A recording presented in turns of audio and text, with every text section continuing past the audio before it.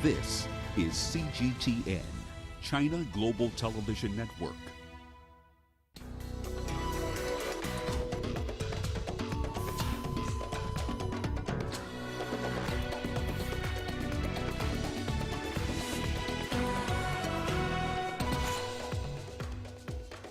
Tunisian President Kais Saied meets strategic partners, Algerian and Saudi foreign ministers, to discuss the political crisis. Algeria's foreign minister visits Cairo for economic and political talks. And at least 6 people have died since Wednesday in Turkey's wildfires. Hello and welcome. You're watching Africa Live. We're coming to you live from Nairobi. I'm Hannah Viviers. Here are more stories making headlines. Egypt bans all exports of liquefied oxygen for 1 year. And Uganda receives over 500,000 COVID-19 doses. Tunisia has undergone massive political transformations in the past week. President Kais Saied sacked the country's prime minister, froze parliament, and assumed executive powers. On Saturday, he met with key strategic partners, Saudi Arabia and Algeria, to discuss the political crisis. Adnan Shiwashi reports. President Kais Saied informed his Algerian counterpart on Saturday that Tunisia is on the right track to consolidating its democracy. Saied said he would be making other important decisions soon. The Tunisian head of state also received Algeria's Minister of Foreign Affairs and Special Envoy of President Abdelmajid Tebboune. I have exchanged information and analysis with the President on a number of regional and continental issues which concern us. We have also shed light on the challenges on different levels which compel Algeria and Tunisia to work together to overcome the difficulties within the framework of their natural solidarity and because the two countries have a common destiny. Kais Saied also met with Saudi Foreign Minister Prince Faisal bin Farhan bin Abdullah. The Saudi official expressed Riyadh's confidence in the Tunisian leadership's ability to overcome the situation and provide a dignified life to its citizens. The Kingdom of Saudi Arabia respects the internal affairs of Tunisia and considers it a sovereign decision. I transmitted to His Excellency the Kingdom's support to the sisterly Tunisia in all issues which reinforce its security and stability.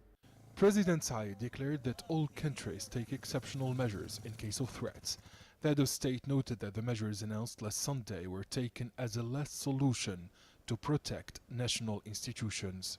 There is no threat to freedom of expression and freedom to organize.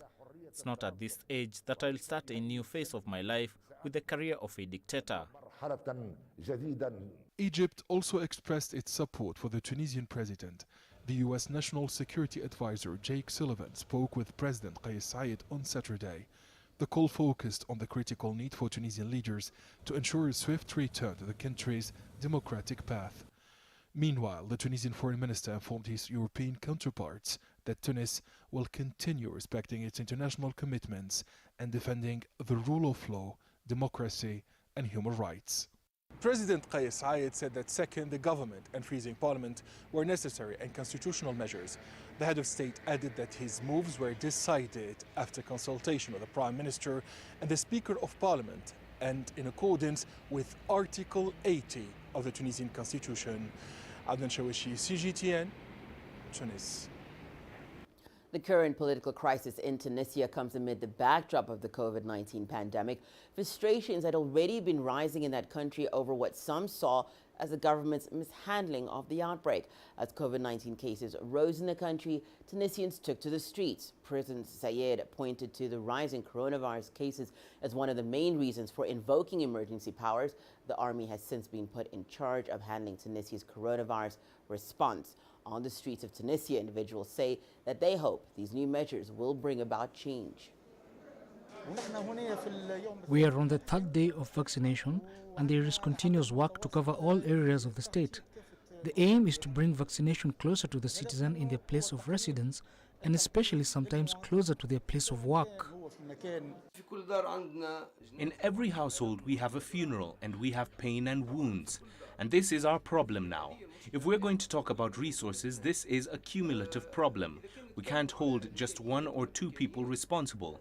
Our government didn't work on this issue because the government did not value the citizen. May God be with President Kais Saied. The street will be the judge. He followed people on the street and not political parties. Algeria's Foreign Minister Ramtane Lamamra is in Cairo following his visit to Ethiopia and Sudan. Lamamra met with his Egyptian counterpart Sameh Shukri. They discussed various issues, including economic and political issues, including regional conflicts and the Grand Ethiopian Renaissance Dam. Here's Adil Amrouhi with that report. Cairo was the fourth stop in Ramtan Lamamra's African tour. He began in Tunisia, then visited Ethiopia and Sudan before finally coming to Egypt. The top Algerian diplomat held discussions with Egyptian Foreign Minister Sameh Shukri on the latest developments in neighboring Tunisia and Libya.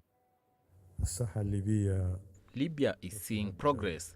It is witnessing significant achievements compared to all the catastrophes Libyans have gone through. We hope they can hold elections by December 24th. We wish it to be a successful election and that it would become a key for national reconciliation and for a unified Libya to regain sovereignty. We completely trust the wisdom of the Tunisian leadership in managing the situation in order to achieve the will and aspirations of the brotherly Tunisian people. This is a domestic Tunisian issue. We must respect that and avoid interfering. We hope that all these procedures will lead to Tunisia's security and stability. Lamamra hinted that Algeria could soon assist in ongoing mediation efforts to help Egypt, Sudan and Ethiopia reach a fair agreement on the issue of the Grand Renaissance Dam. Algeria is always keen not to expose our strategic African and Arab routes to any unnecessary dangers. I have listened to all the information that my colleagues in Addis Ababa, Khartoum and Cairo. Whenever the necessary conditions and circumstances make it possible, Algeria would be part of a solution to such huge issues that affect the existence of these nations. After years of diplomatic tension between the two nations during former President Hosni Mubarak's rule, President Abdel Fattah el-Sisi took the initiative to bolster ties with Algeria. In 2014, when Sisi came to power, his first international visit was to Algeria. Since then, Egypt and Algeria have been investigating means to expand cooperation in all economic, political and security fronts. Lamamra's visit to Cairo highlights the importance of such cooperation in resolving regional conflicts. Egypt and Algeria are among Africa's top economies. Stability in North Africa would greatly reflect on their development. Adil Mahroui, CGTN, Cairo. Wildfires continue to rage on Turkey's southern coast. At least 6 people have died during the fires since Wednesday. The Forestry Ministry has announced progress is being made. He says 88 of 98 fires were under control as of Saturday afternoon. Michal Bardavid reports.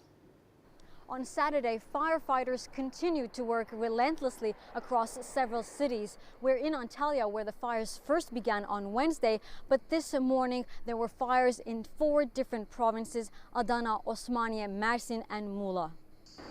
Muğla is home to several resort towns like Marmaris and Bodrum, which are hotspots for tourists, both local and foreign. Thousands of tourists had to be evacuated by boats in both towns during the past couple of days.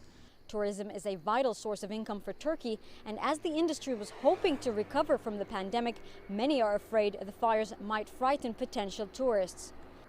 An investigation is underway on the cause of the fires.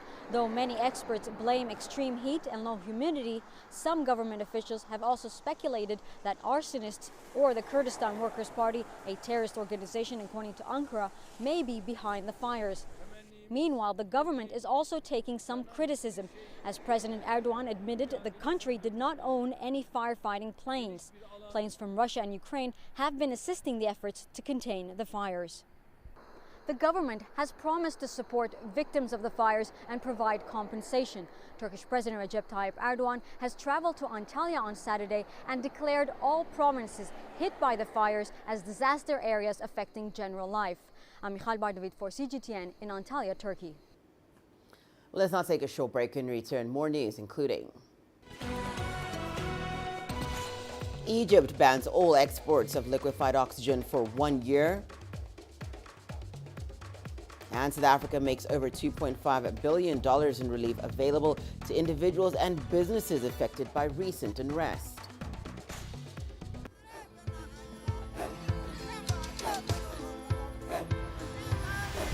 Africa is a continent of diversity, with varied climates and enchanting geography, and a people so distinct, but with a shared enduring spirit.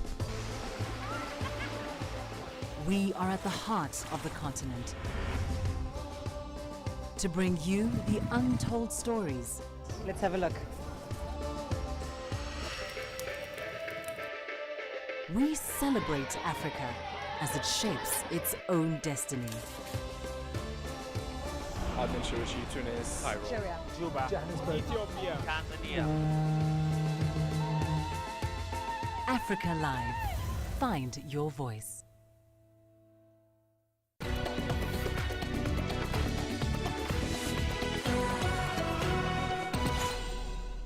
Welcome back. You're watching Africa Live. Well, last month, Egypt reported some of the lowest daily COVID-19 infections that it had recorded since the pandemic began. Despite that, the government has moved to secure its national reserve of medical oxygen. All exports of liquefied oxygen have been banned for a year as the government prepares for the fourth wave of the COVID-19 pandemic. Here's Adel Amrouchi with the details. Since July 14, Egypt has been reporting two-digit new daily COVID-19 infections. Official figures went down to just 31 new cases and 6 deaths in a single day. Yet during the same period, the government banned the exportation of liquefied oxygen, an indication that it's expecting the infections to increase once again. It's a wise decision and well studied. I believe it's also in the interest of the Egyptian citizens.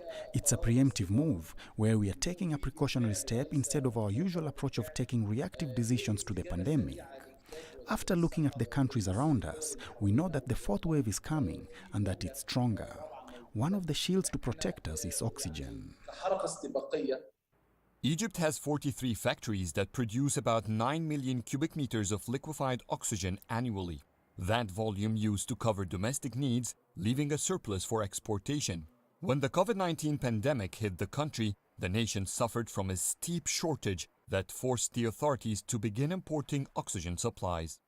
During the previous waves, a shortage in oxygen gas supply created a panic in the market. A black market emerged during this oxygen crisis. A cylinder of the gas used to cost £90. It jumped to more than 3,000. Oxygen is indispensable for COVID-19 patients. It is used no matter how critical the conditions are. From simply a drop in oxygen levels to critical patients on ventilators, they all consume oxygen. The availability and the reserves of this gas are vital for our survival during the pandemic. The oxygen exportation ban is set to initially last for a year to end in August 2022. Exceptions to the ban could be made only after an approval from the health minister. They are exceptions that allow Egypt to support nations that are in dire need of oxygen supplies. In recent months, the Egyptian government sent liquefied oxygen to assist Libya, Tunisia, and India.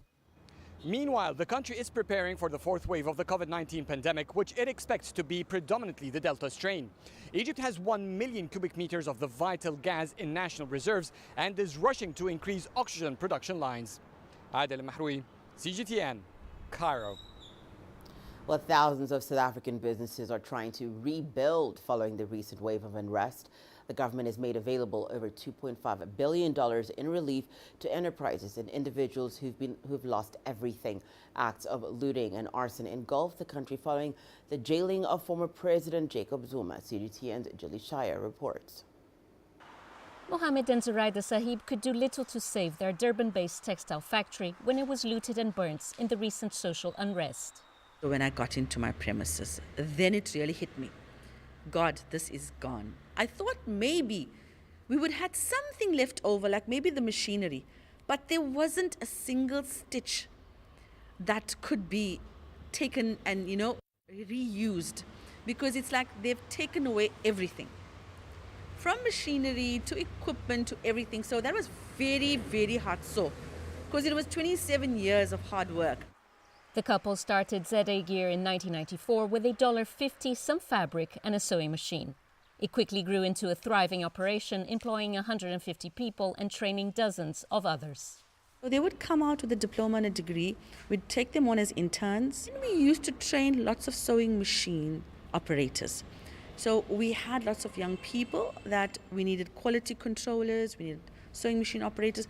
And then we had lots of young men that we used to teach them how to do cutting. So they used to do the cutting of the garments.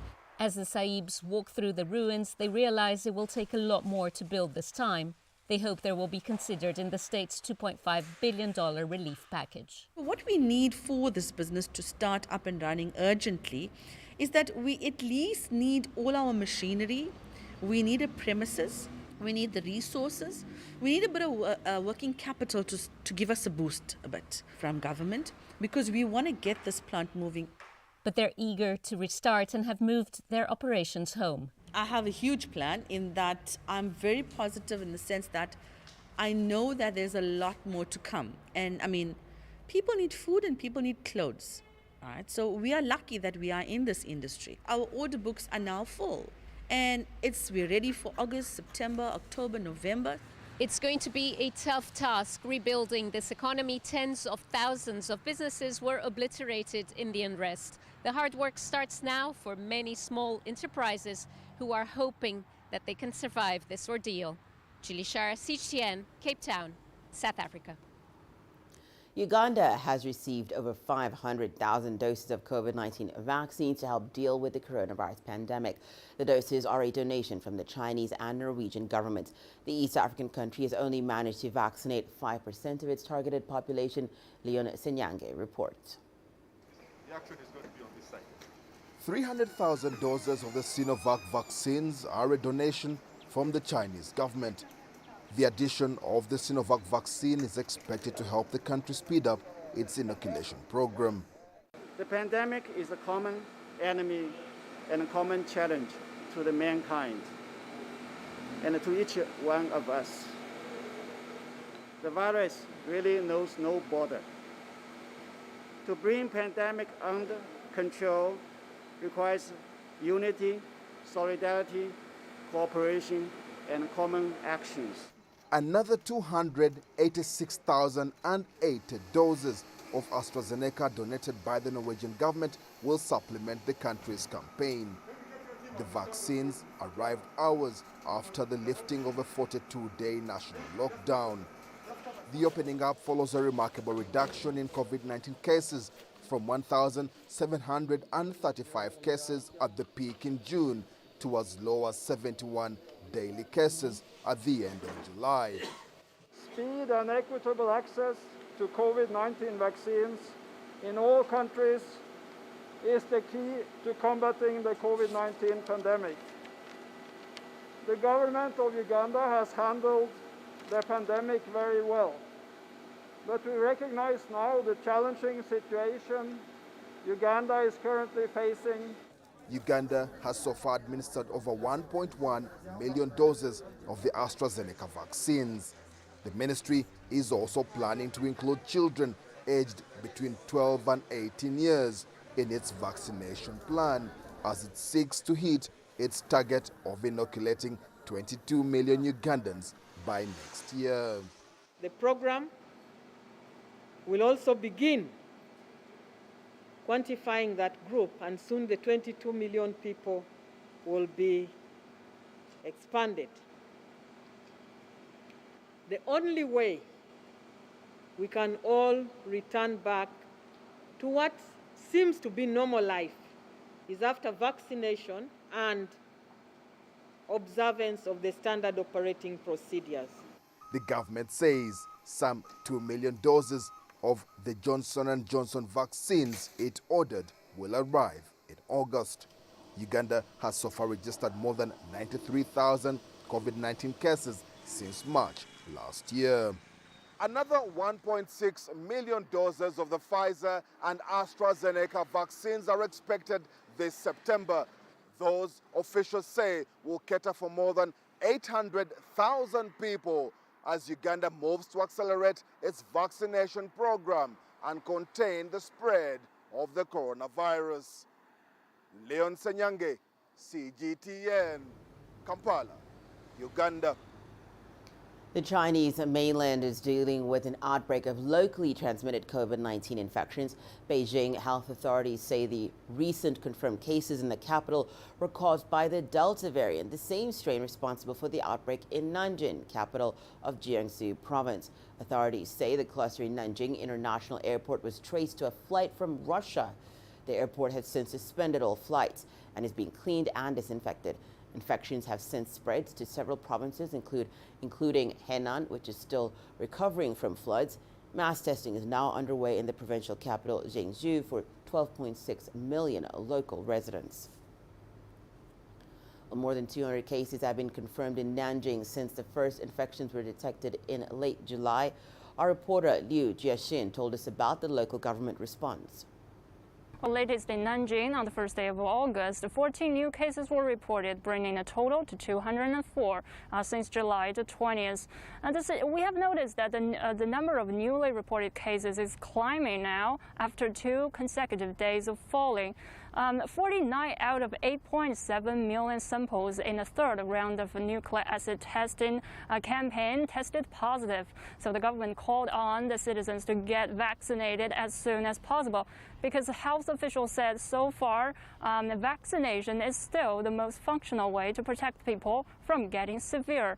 More restrictions. 116 bus routes were suspended in the city's Jiangning district, where many areas were designated as high-risk areas. And at the same time, the second dose of vaccinations have been resumed in Nanjing's many low-risk areas, which is good news. And for more, in Jiangsu province, 30 new cases were reported, and that includes 12 in Yangzhou. And now the situation in Yangzhou city is getting serious, which made the city start its second round of nucleic acid testing campaign. And for more, restrictions include that the Jiangsu province closes 55 highway tolls, including 11 in Nanjing and 23 in Yangzhou city. After the short break, your sport news, including Italy's Lamont Marcel Jacobs stuns the world to win gold in the men's 100-meter final in Tokyo.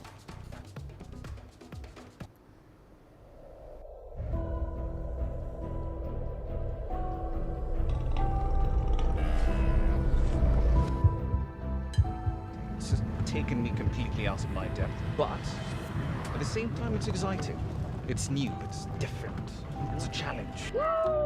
It's really exciting.